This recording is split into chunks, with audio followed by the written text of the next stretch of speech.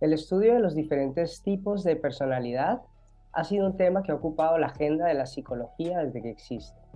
Mucho antes de esto, las diferentes culturas y tradiciones han tenido sus formas de explicar las diferencias individuales. El eneagrama es una de estas clasificaciones de la personalidad. Es una antiquísima teoría que se cree nacida hace más de 2000 años en Afganistán y Babilonia y transmitida por la tradición oral sufí.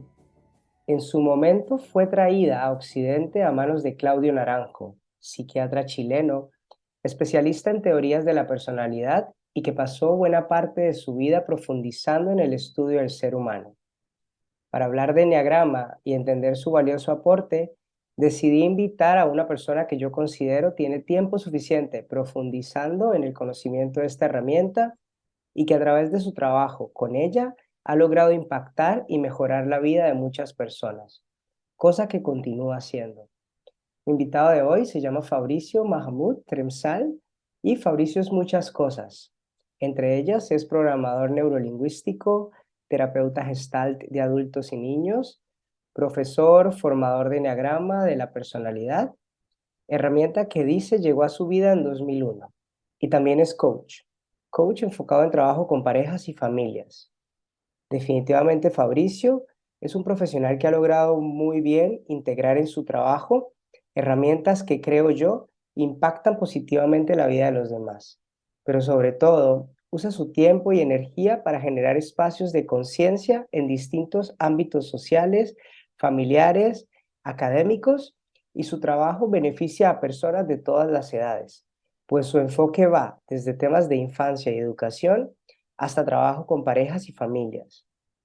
Además de todo lo ya dicho, mi invitado es el creador del enfoque de trabajo personal llamado El Recuerdo de Sí y las 7 claves del desarrollo personal y espiritual. Conferencista internacional que considero yo utiliza su propio trabajo personal y su propio proceso de conciencia para crear espacios y entornos que facilitan la toma de conciencia de las personas en todos los ámbitos de su vida, cosa que se evidencia de manera muy fuerte en sus redes sociales, pero sobre todo en la manera en que comparte su trabajo y sus conocimientos con los demás. Bienvenido a un viaje al interior, Fabricio. Muchas gracias por estar con nosotros. ¿Cómo estás? Hola César, buen día. Muchas gracias por la bienvenida y gracias por el espacio. Me llama la atención porque has hecho un camino de aprendizaje muy interesante, muchos años de trabajo, formaciones, experiencia. ¿Quieres contar un poco cómo llega Fabricio al mundo de la terapia o al mundo del desarrollo humano en general? Claro, allí por el 2001, en mi camino espiritual, que es el sufismo, me comentaron o conocí un maestro, un maestro sufí, que enseñaba una herramienta que decían que podía transformar a las personas, que transformaba el yo, el ego. Y entonces empecé a escuchar estas palabritas, me llamaron mucho la atención y decidí inscribirme en un seminario con este maestro, que era uno de los representantes en Argentina. Y lo que me enseñó allí me transformó. Entré en el seminario de un modo y salí no acabado de otro modo, sino con muchas más preguntas de las que entré. Realmente lo que se cayeron en mí eran las certezas de lo que creía que era yo mismo. Y esto fue el Eneagrama Sufí.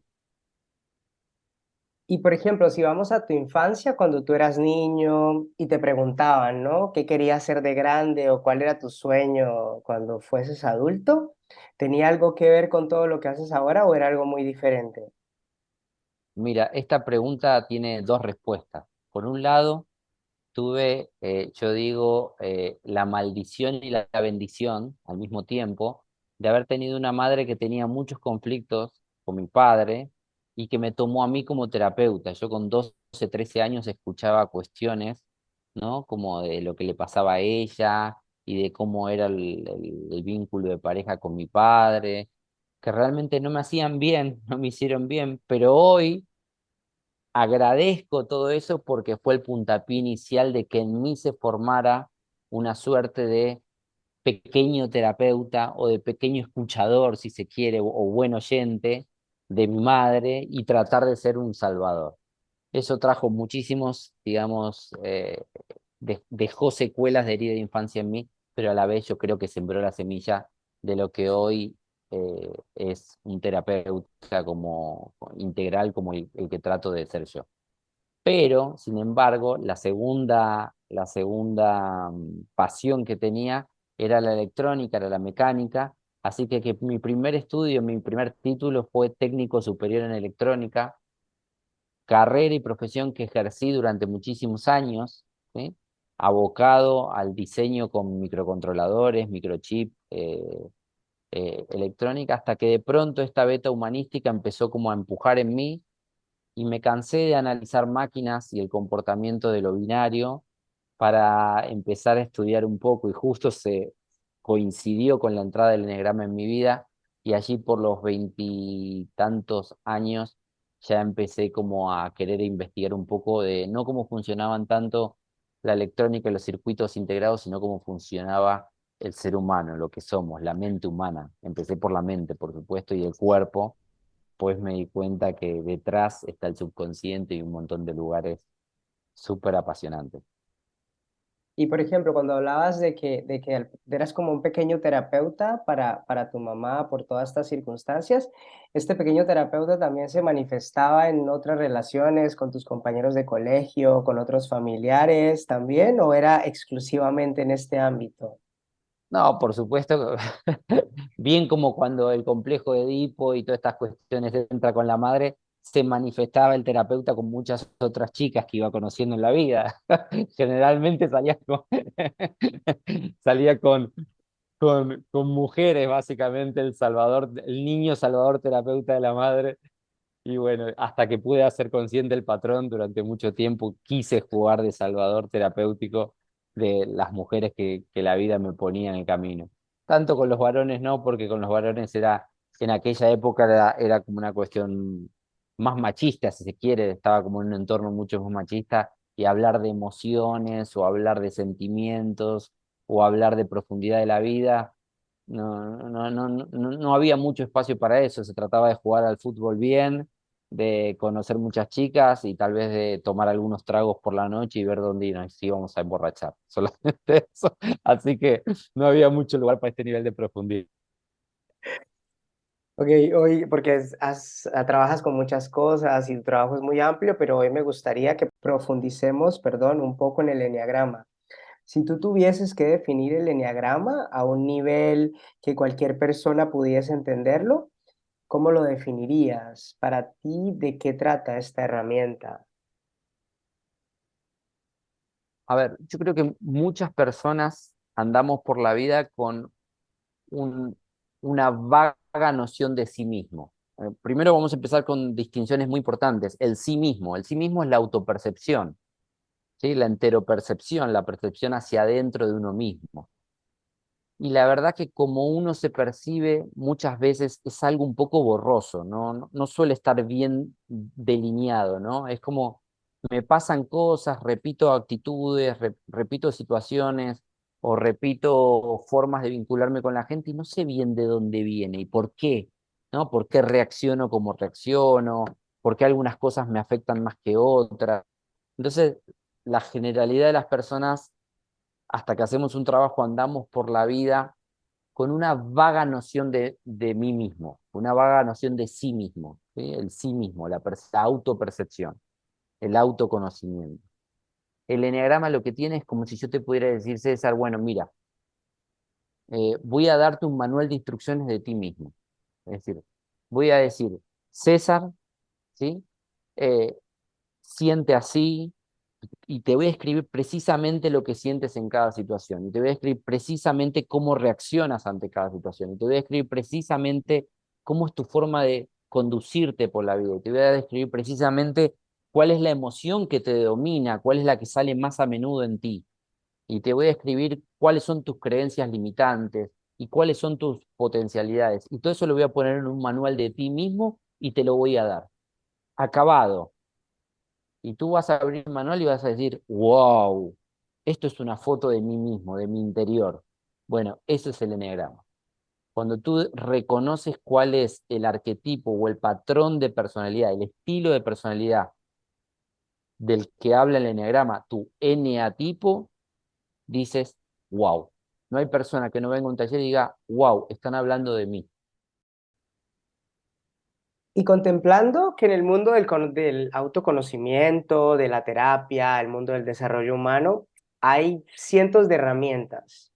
Cuando tú conociste el eneagrama por primera vez, ¿qué dirías que fue lo que más te sorprendió? Obviamente ya nos has dado una explicación de esto, del manual y demás, pero a ti, Fabricio, en ese momento, ¿qué fue lo que más te sorprendió? ¿Qué encontraste especial ahí en ese manual que te entregaron?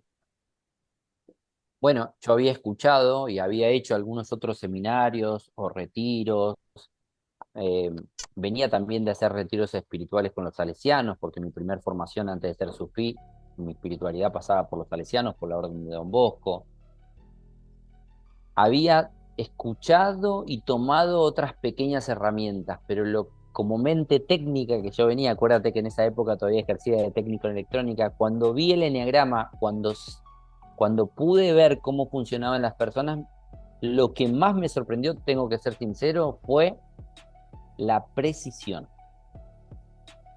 Es decir, tenía un nivel de precisión para describir al ser humano, a los estilos de personalidad, al comportamiento y a la forma de sentir y percibir el mundo que no había visto en ninguna parte, que no había visto en ninguna otra herramienta, que no había visto en ningún otro retiro. La precisión y mi mente técnica y científica adoró esa precisión, es decir, acá no había fisura. Acá si uno entiende bien la herramienta, es increíble lo precisa que es. Y eso que somos todos seres diferentes, ¿no? El principio de individualidad igual opera, porque hay matices de cómo percibe. Pero cuando te dicen, ok, sí, ante el miedo uno reacciona atacando y otro reacciona huyendo, pero la emoción de base es el miedo a la amenaza. ¡Wow! Y es percibir el mundo como un lugar hostil. ¡Wow! Y empieza a pegar en fibras interiores que es tan precisa la descripción que a mí me sorprendió, a mí me cautivó, porque mi mente técnica dijo, este es el sistema de estudio de sí mismo, de hecho se le llama así, sistema de estudio de uno mismo, o sistema de estudio de la personalidad o del carácter, más preciso que es conocido hasta el día de hoy. Y ojo, he hecho muchísimas otras formaciones y me sigue pareciendo el más preciso para el estudio de uno mismo. Ahora, si tú me dices, ¿es la herramienta más precisa para modificarse a uno mismo? Tal vez te diría que no, pero para entenderse a uno mismo, sí. Y es la puerta de entrada para luego poder hacer algo con eso. Entonces, hasta el día de hoy me sigue pareciendo el eneagrama la herramienta más precisa del estudio del carácter o la personalidad. Me gusta eso que dices. Bueno, cuando yo conocí el enneagrama, tuve una experiencia muy similar. Como que muchas cosas que nunca me había atrevido a decir o que sabía, cuando hice el enneagrama fue como, wow, ese siempre he sido yo, pero desconocía todo ese mundo interno, ¿no?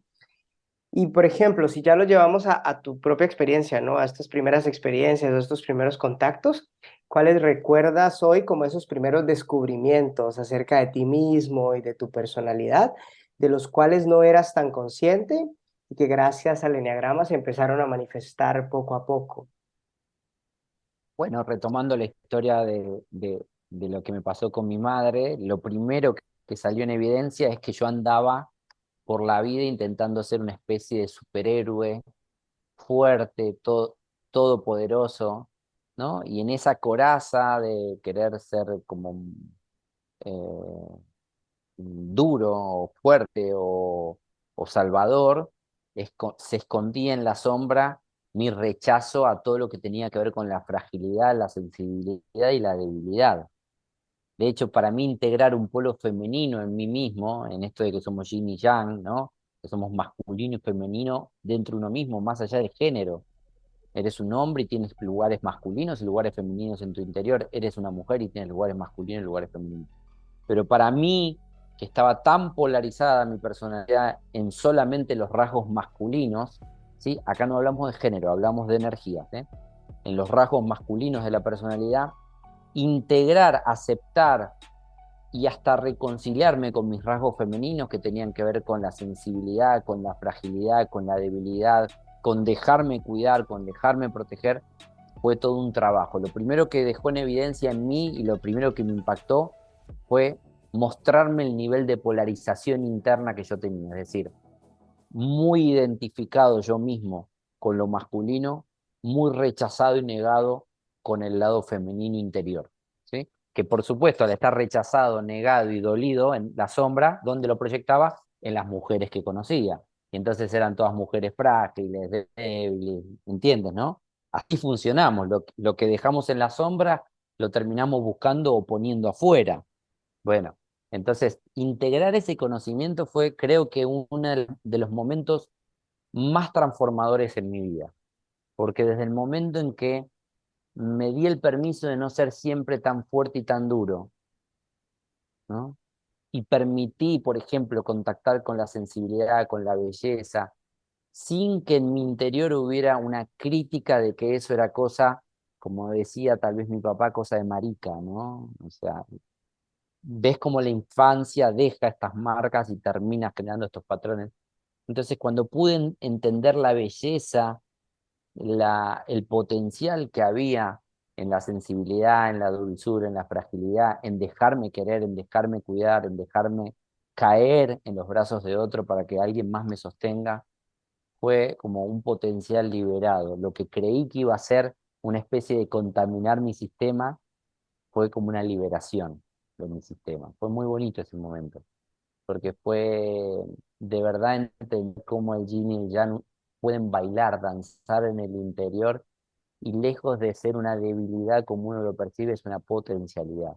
Pero claro, mientras esos rasgos están en la sombra, uno no quiere dejarse entrar. Y así como te digo el mío, te puedo decir el del perfeccionista, por ejemplo, que es otro tipo de personalidad, ¿no? El perfeccionista anda intentando ser perfecto en la vida, no cometer errores, y todo lo que tiene que ver con flexibilizarse, con dejarse cometer errores o hacer las cosas no para 10 puntos, hacerla para 8 lo percibe con rechazo. No, ¿cómo voy a hacer eso? Si hago eso, me vuelvo desde el mal sentido, un hippie irresponsable, se dice algún perfeccionista, ¿verdad?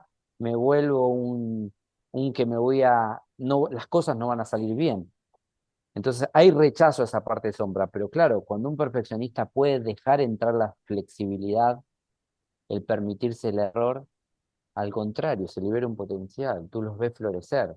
Dices, ay, qué alivio no tener que estar siendo perfecto todo el tiempo. Claro, todo lo que está en sombra nos da miedo porque es desconocido en nosotros, como te digo, el rasgo de la debilidad, como te digo, el rasgo de la flexibilidad, como te digo, el rasgo de la seguridad, la confianza o la inseguridad.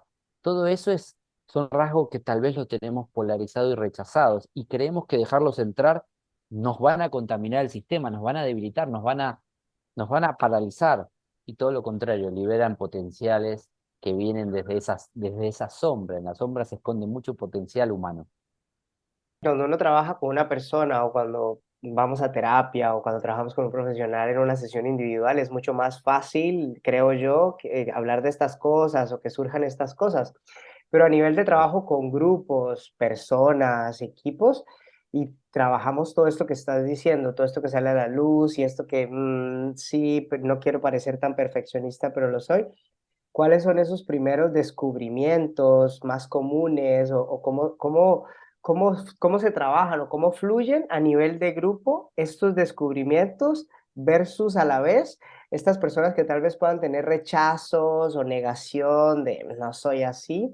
¿Cómo se gestiona eso? O en un equipo, ¿cómo se integra sin que rompa la dinámica? Me genera mucha curiosidad. Bueno, si bien he trabajado en empresas y en compañías, en equipos de trabajo, quiero decirte que no es mi área de expertise. Mi área de expertise sí son los grupos de desarrollo humano, los grupos terapéuticos, o los grupos de enneagrama. Sí, es buena la pregunta porque, claro, cuando uno está a solas con un terapeuta, es como el vínculo de pareja terapéutica, ¿no? En este caso. Entonces hay una cierta intimidad que uno puede permitirse si se establece que el terapeuta del otro lado es bueno, y un buen terapeuta es, te acepto con lo que eres, te abrazo y hasta te quiero o te amo con lo que eres, ¿no? Este es el vínculo terapéutico y es un amor terapéutico, no es el amor de pareja, ¿no? Entonces, cuando uno siente que el terapeuta lo entiende y lo toma tal cual es, no lo critica, uno tiende a abrirse a estos rasgos y la terapia empieza a ser muy efectiva. Eso es en el uno a uno. Pero en lo grupal, claro, está la mirada de mucha gente y tiende a ser donde el patrón de personalidad sale más, ¿cómo decirlo? Más a la defensiva, por ende se activan todas nuestras herramientas y todas nuestras corazas defensivas y emocionales. Justamente esa es la riqueza, que en los grupos humanos trabajamos al revés. En lugar de trabajar desde la intimidad, generamos un terreno en el grupo que sea de seguridad psicológica, es decir, que nadie se va a sentir atacado, agredido, se establecen ciertas pautas de seguridad y luego trabajamos justamente desde el personaje. ¿Ves qué te produce, no sé, César? Ay, no, lo veo a César y me parece que es, no sé, un loco bárbaro. Ok, ¿y qué te produce tal otro? Y en la interacción empezamos a hacer espejo.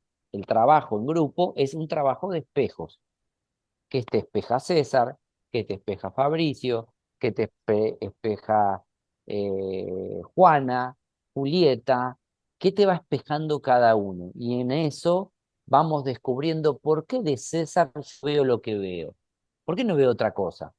¿No? Entonces, en el grupo escucho que Fabricio ve de César que tiene pelo largo y le llama la atención eso, y otro ve de César que tiene mucha sensibilidad, y otro ve de César que es muy introspectivo. ¿Y por qué cada uno particularmente hace un recorte de César muy particular? Bueno, eso habla de mí, no de César. Que yo haya visto el pelo largo tiene algo que ver con mi relación con el pelo largo, por ejemplo, ¿no? Y que el otro haya visto la sensibilidad tiene que ver con su sensibilidad.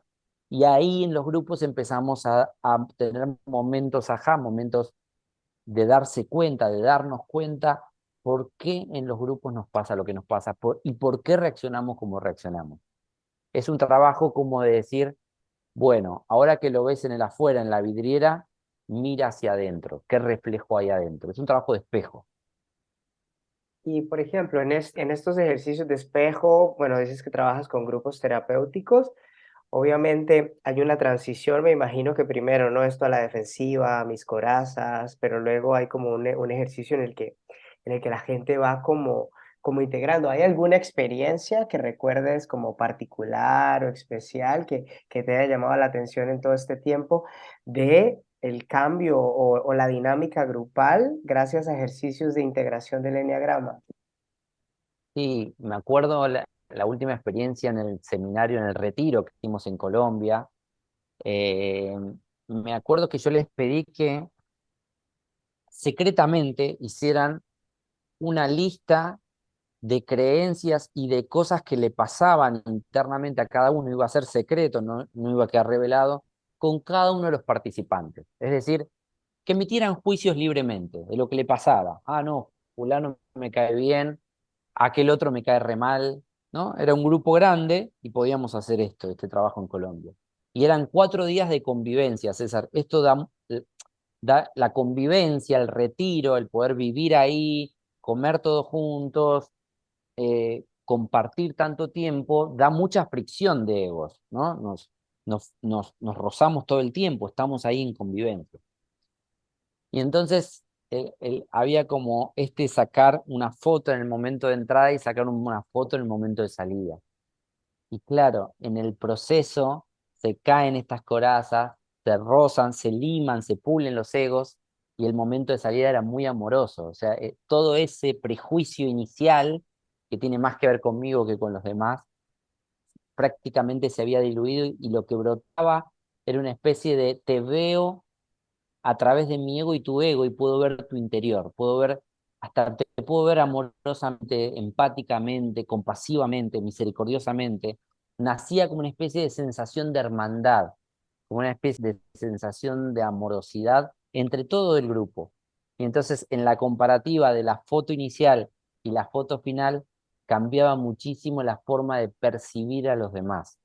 Y era muy bonito porque digo, tal vez uno no cambiaba, pero la forma en que lo perciben a uno cambia. Tal vez yo no cambiaba respecto para otro, pero la forma en que yo percibía a los demás cambiaba. Entonces los vínculos cambiaban. Es muy bonito hacer esta foto de entrada y la foto de salida porque uno se da cuenta de la propia estupidez.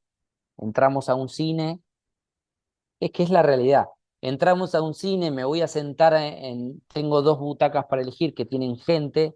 En una butaca hay una mujer, tal vez muy pituca, muy arreglada, coqueta. En otra butaca hay un hombre con lentes. Y miro las dos butacas y digo, no, mejor me siento al lado de la mujer, porque este hombre con lentes ya me cae mal. No, no lo conozco y nunca hablamos una palabra. Y uno ya tiene un juicio. Se dice que el cerebro tarda, creo que medio segundo en emitir un juicio de cualquier cosa.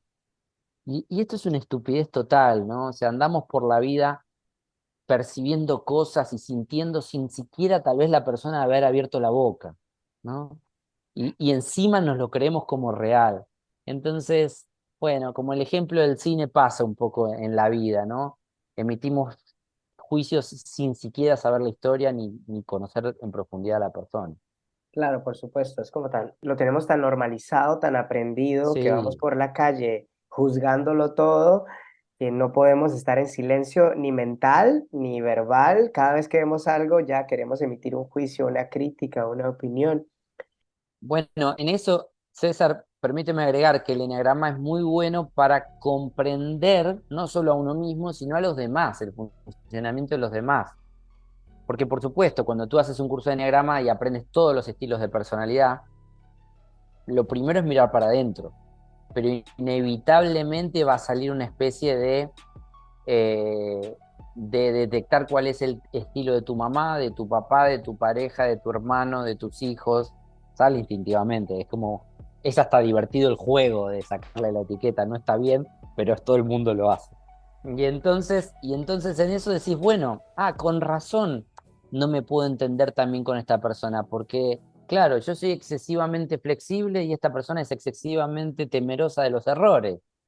O yo soy extremadamente seguro y esta persona es extremadamente insegura en su interior puja el miedo. Claro, entonces por eso me parece que le da vuelta a todo. No empieza a generar entendimiento de cómo funciona y cómo funcionan los demás respecto a eso. Entonces los vínculos empiezan a tener otro nivel de comunicación y otro nivel de entendimiento. Casualmente iba hacia esta dirección la próxima pregunta, pero tú dirías que hay una dirección, perdón, una relación directa entre el eneagrama y el desarrollo de la empatía. O sea, quiero decir que si aprendemos más sobre el eneagrama o si después de este taller al que voy, a este retiro, yo sigo trabajando en el eneagrama, esta cualidad, bueno, no sé si la empatía es una cualidad o la podemos llamar así, pero que la empatía se convierte en algo, un valor mucho más marcado en las personas en el tiempo.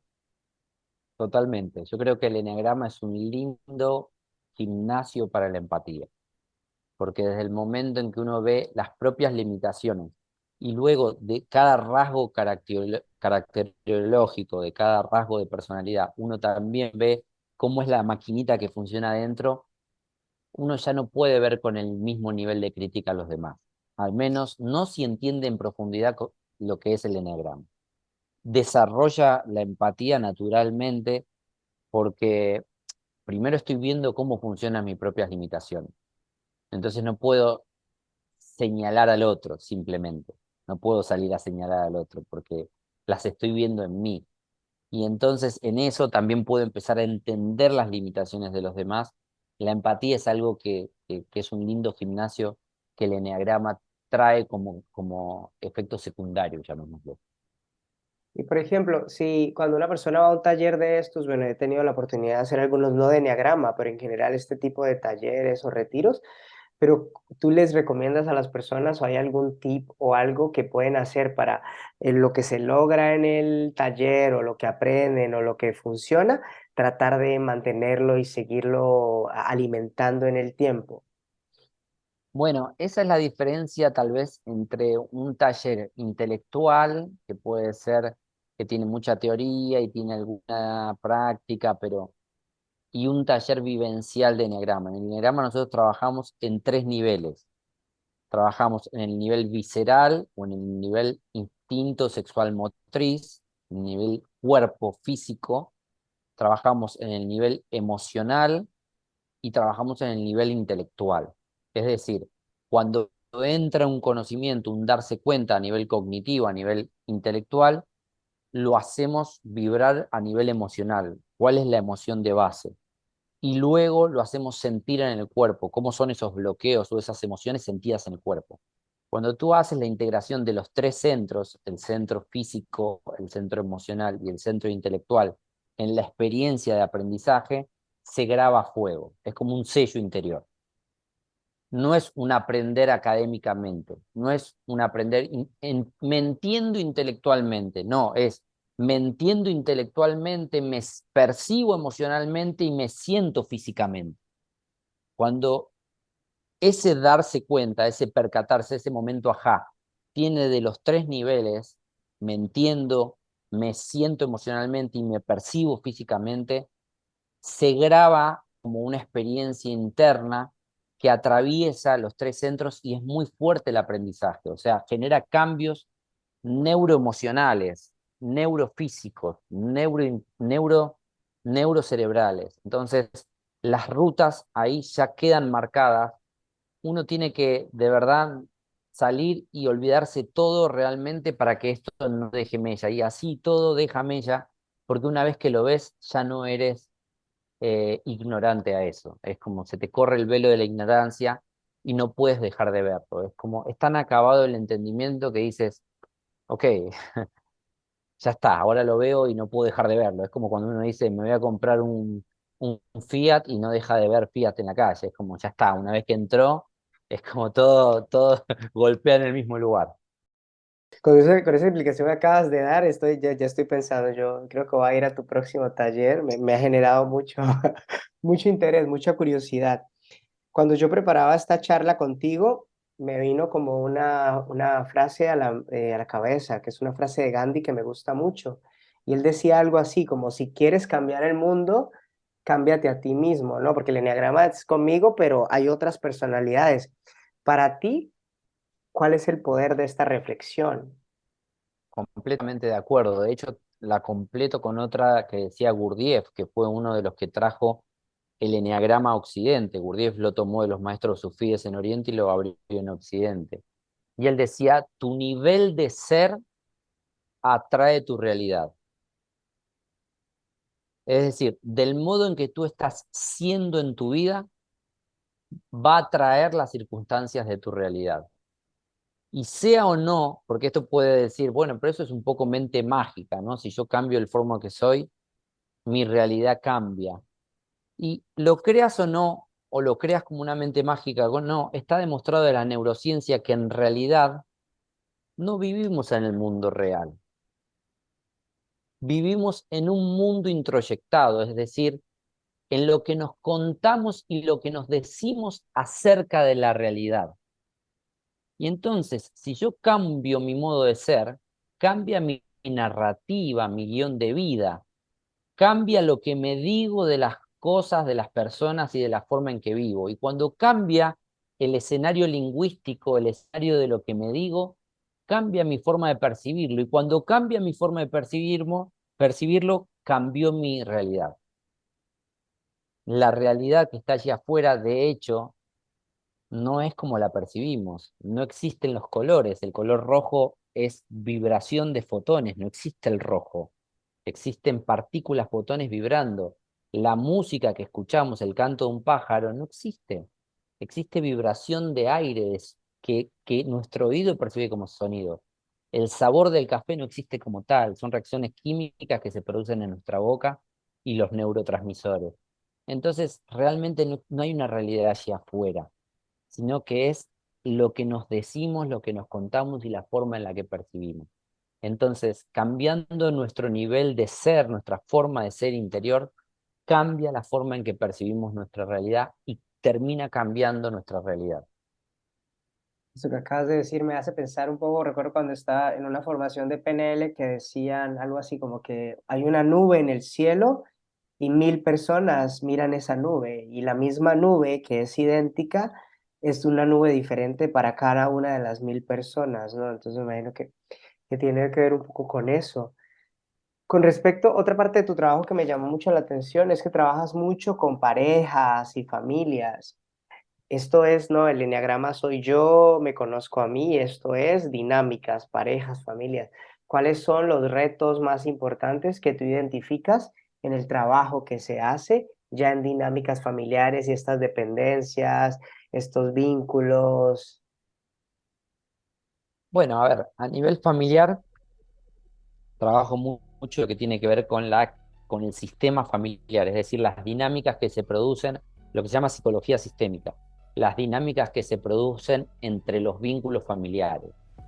¿Para qué? Sobre todo tratando de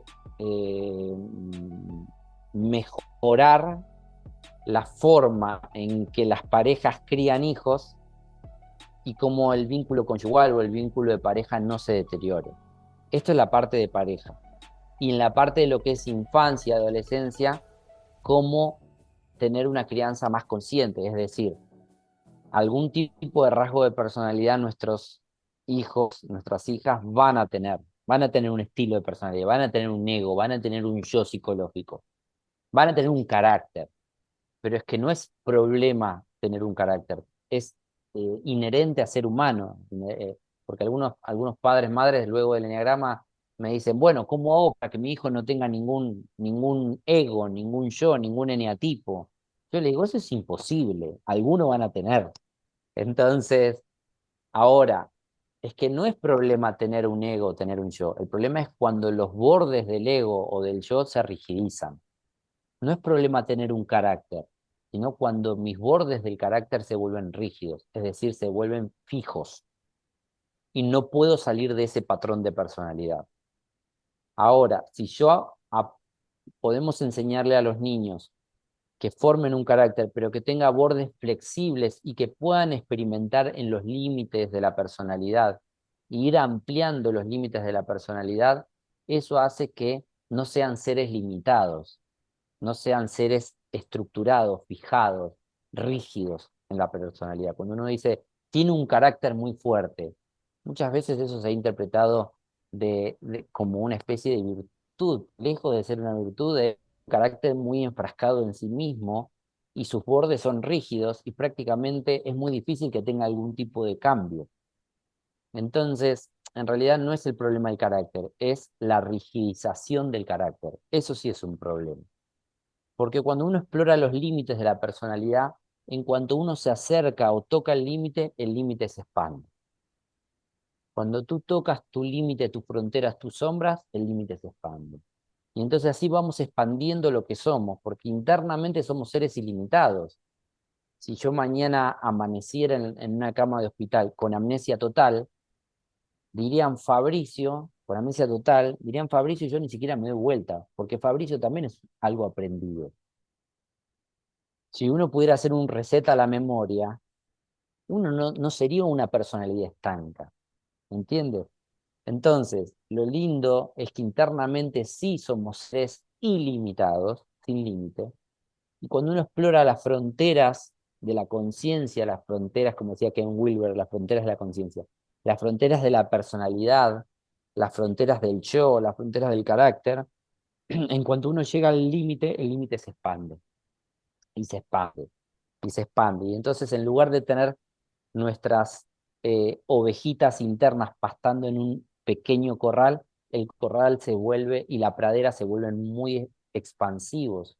Y entonces podemos explorar mucho más, de formas mucho más creativas y de formas mucho más liberadas de mí mismo, de la cárcel del ego. Eso es lo que tratamos de enseñar a los padres y a las madres de lo que es una crianza consciente, una crianza lo menos condicionada, en donde el niño y la niña pueden explorar más naturalmente cuáles son su propio yo, sin tanto condicionamiento. Si nos mantenemos precisamente en esta área, luego de todo lo que tú has aprendido y todo lo que has desarrollado en todos estos años de trabajo, ¿cómo dirías que han evolucionado tus propias relaciones? ¿Cuál ha sido ese beneficio más grande o el cambio más importante que ha experimentado Fabricio en las relaciones con sus seres queridos o sus vínculos más cercanos? Empatía, lo primero que hablábamos, ¿sí? Yo tengo que admitir que era muy poco empático allá por mi época de técnico, en donde todo era binario, era blanco y negro, sí, ¿no? Me costaba mucho la empatía. La empatía ha cambiado, ha mejorado muchísimo. El poder ponerme en los zapatos del otro ha mejorado muchísimo. Eh, lo que antes me molestaba hoy me dé gracia de ciertas personas que quiero, ¿no? O sea, lo que antes me podía fastidiar, hoy hasta me parece tierno o me da gracia, ¿no? O me da pena por el otro porque a veces lo sufre, ¿no? Entonces, ha cambiado. Y ¿sabes qué, César? Algo que yo lo digo y lo siento muy profundamente. Yo no he ganado certeza, yo he ganado preguntas. Este no ha sido un camino de ganar certezas. Las certezas son del yo ego. El ego quiere tener certezas. La vida es muy cambiante, ¿sí? Uno tenía la certeza ya por el 2020 o por finales de 2019 de que iba a tomarse unas grandes vacaciones porque ya tenía el tiquete aéreo comprado y los días tomados y el dinero y todo. Y de pronto vino algo que se llamaba COVID que nadie sabía y nadie más pudo viajar durante un año. Entonces, uno aprende que la vida está plagada más de caos y de preguntas, de autopregunta, de autoindagación que de certeza. La certeza es mucho una mente racional que quiere todo dividirlo entre blanco y negro, unos y ceros, sí, no, arriba, abajo, adelante y atrás. Y lo que he ganado son muchas más preguntas, preguntarme, cuestionarme, ¿no? ¿Quién soy? ¿De dónde vengo? ¿Por qué hago lo que hago? Eh, Eso creo que es lo más valioso, que no ando por la calle lleno como de una impostura de yo lo sé y estoy lleno de certeza, sino todo lo contrario, lleno de dudas, de curiosidad y de ganas de sorprenderme. Eso es lo más lindo, creo, lo más valioso. Por lo menos me gusta vivirlo así, me hace acercarme a la vida no como yo ya lo sé, sino qué tienes qué tiene el día de hoy para mostrarme. Qué interesante eso que hablas de la curiosidad, porque me gusta mucho, es como la manera en la que lo planteas, que a veces estamos como que esas preguntas que a veces nos pasan, que son más desde la autoexigencia y desde por qué no lo hice diferente, o estos cuestionamientos que más bien suelen ser como una tortura, llevarlas a la curiosidad, ¿no? Eso me gusta mucho, eso que acabas de decir. Bueno, aquí me gustaría así dejarles un tip a la audiencia. Si te estás autoindagando, autoobservando, ¿sí? O sea, estás trabajando en ti mismo en la autoobservación, en el autoconocimiento. Y es una autoobservación o un autoconocimiento que sale con mucha crítica interna, con mucha juzga, con mucho juicio interior y con mucho maltrato, no ese es el camino. La autoindagación, la autoobservación es, es un lugar de observación neutra. Es como la observación eh, de un testigo interior. Porque si hay mucha autoindagación, pero a la vez hay mucha autojuicio, autocrítica, autodesvalorización, eso también es otra trampa del ego, darse duro. ¿Sí? Por supuesto que uno tiene que observarlo y hacer algo con eso, pero si te estás dando duro, simplemente estás cambiando. No hago esto y ahora me critico con esto. Entonces estoy cambiando una trampa de ego por otra trampa de ego, que es el crítico. Ok, ya no soy el que reacciona, pero soy el crítico del que reacciona, ¿no? En definitiva, el testigo interior tiene que ver, hacer un zoom interior como un macro y ver la reacción y el crítico interior a esa reacción, y lo que me digo y cómo me machaco. Eso es la verdadera autoobservación. Veo un componente del ego y veo otro componente del ego. Veo un rasgo del yo y veo otro rasgo del yo que lo critica. Y cómo se relacionan entre sí, crítico y criticado. Eso es una observación de testigo interior neutra que puede trabajar con todas las áreas de la personalidad, porque si no, solamente estamos dejando de ser esto y identificándonos con esto otro. Es decir, dejamos el consumo del tabaco para consumir alcohol, o dejamos el consumo de una sustancia para pasar a consumir otra. Claro, no, ya no me drogo pero ahora estoy lleno de psicofármacos para no drogarme. Entonces digo, es reemplazar una cosa con otra. Al principio está bien, pero no es el trabajo acabado. El trabajo acabado es el testigo interior que no juzga los mecanismos internos, sino que los va trabajando y disolviendo con amor, con aceptación, con entendimiento, con conciencia. La misma luz de la conciencia va disolviendo los mecanismos de sombra. Pero si no, es como el trabajo se vuelve muy una tortura, lo cual también nos engancha en un círculo de sufrimiento, de neurosis, si se vuelve una tortura interior. Muchas gracias por esa aclaración que acabas de hacer, porque es verdad, ¿no? A veces, pues, nunca lo había escuchado de esa manera, pero a veces tenemos la tendencia a creer que somos muy introspectivos y que nos escuchamos, pero hay esto, ¿no? No es una escucha tan empática, sino que es más una crítica constante que la llamamos introspección, pero no necesariamente sea una verdadera introspección. Al principio hablábamos un poco de lo que soñabas cuando eras niño y luego hablamos de analizar máquinas y electrónica. Y con todo esto que tú has recorrido hasta hoy, ¿qué es lo que más te sorprende a ti de todo lo que has logrado en estos años? De verte en máquinas y ahora todo lo que has ido logrando a través de tu trabajo en la vida de tantas personas, que no solo lo haces en tus terapias, sino que también lo haces en las redes y en todos los espacios donde tienes la oportunidad. ¿Qué más me sorprende de todo este viaje? A ver,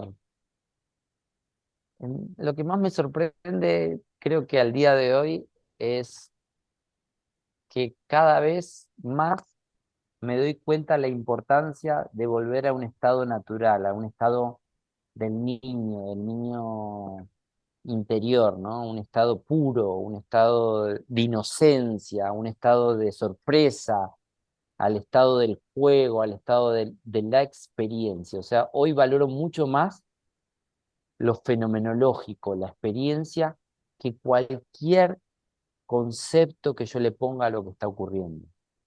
Es decir, hoy aprecio mucho más el momento presente como una especie de joyita, de joya, de perla, que cualquier razonamiento acerca del momento presente. Es decir, cualquier pensamiento acerca de lo que está pasando entre aquí, entre tú y yo, creo que debilita lo que realmente está pasando entre tú y yo. Entonces, en este momento presente. Entonces, creo que lo que más me gusta del día de hoy es cómo ir sintiendo ese sabor instante a instante de intentar, porque no siempre me sale, de intentar transitar la vida, de intentar transitar la vida con una especie de cuenta en blanco, con una especie de papel en blanco, con una especie de cuenta en cero. ¿Sí? Me acerco al siguiente instante como un papel en blanco y confío que el instante va a escribir lo que tenga que escribir. Pero no es una hoja en blanco, no es una hoja que ya viene escrita previamente. Y entonces evito en mí mismo, por ejemplo, juzgar la situación, juzgar las personas con mi propio pasado. No, César se parece a otro entrevistador que me entrevistó el año pasado y me acuerdo que en ese... No, no, no, no, no, no.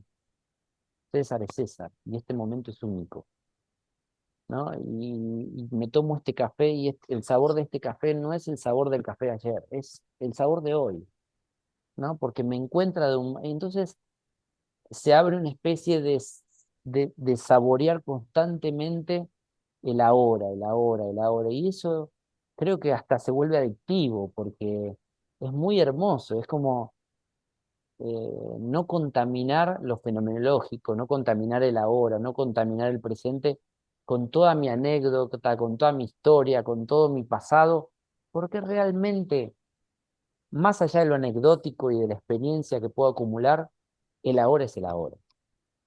Y tiene sus reglas particulares. El ahora funciona en el ahora y tiene solo reglas del ahora, no son reglas del ayer. ¿Sí? Y entonces tal vez siempre me va bien con las con el Zoom y siempre y hoy toca bloquearme y no saber qué decir. Y bueno, es el ahora, tiene sus reglas. O tal vez lo contrario, siempre no me salen las palabras y hoy me salen y fluyen. Es que no lo puedo condicionar el ahora, no lo puede, el ahora tiene sus reglas particulares. Y estar con esa sorpresa y con esa avidez de sentir el sabor presente. Y el encuentro contigo es un encuentro contigo especial, único y diferente con el de cualquier otro. Y el próximo será también especial, único y diferente. Pues Fabricio, muchísimas gracias, muchísimas gracias por tu apertura, sobre todo por tu generosidad con todo lo que nos has compartido hasta este momento. Me llevo muchísimas cosas. ¿Hay algo que no hayas dicho, que no hayas compartido, que te gustaría compartir en este momento? Sí, hay muchísimas cosas que no he dicho y no he compartido, como como la vida misma. Muchísimas cosas. No, simplemente César, agradecerte por lo atinado de tus preguntas, por la profundidad de tu espacio, de lo que investigas. Mira, hoy en día juego el juego de las redes y tengo que publicar y generar contenido y comunicarme a través de esa vía, pero creo que me gustan las personas como tú que intentan traer valor, es decir, una publicación de valor, algo que nutre al ser humano, que aporta a la humanidad, ¿sí? Está buenísimo matarnos de la risa con los reels, pero diferente es tomar una publicación o tomar una entrevista de valor. Así que súper agradecido con el trabajo que haces y muy afín y en resonancia con eso. Así que a disposición tuyo cuando quieras. Y muchas gracias por lo que acabas de decir. Coincido mucho contigo. Es lo que intento a mi manera. Y si las personas que escuchen este espacio, que escuchen esta entrevista, que no te conozcan, quieren saber más de ti o conocer más sobre tu trabajo, ¿dónde y cómo te pueden localizar? Bueno, tanto en Instagram como en YouTube, el arroba es soy Fabri, M de mamá, T de tío, soy Fabri MT. Y lo mismo, www.soyfabrimt.com, mi página web. En cualquiera de esos medios me encuentran, publico contenido, si bien me cuesta la tecnología y toda la cuestión esta porque genera mucha contaminación visual, pero bueno, intento publicar contenido de valor como haces tú. Así que bienvenidos a sumarse a mis redes, bienvenido a verme por el canal de YouTube. Soy Fabri MT o en la página web www.soyfabrimt.com. Gracias César, gracias a la audiencia, gracias a este espacio y a tu disposición cuando quieras. Gracias, Fabricio. Nuevamente agradecerte de tu tiempo y agradecer a todas las personas, a todas y a todos, por haberse tomado el tiempo de escucharnos y espero que nos acompañen en el siguiente episodio de este viaje, nuestro viaje al interior. Namaste.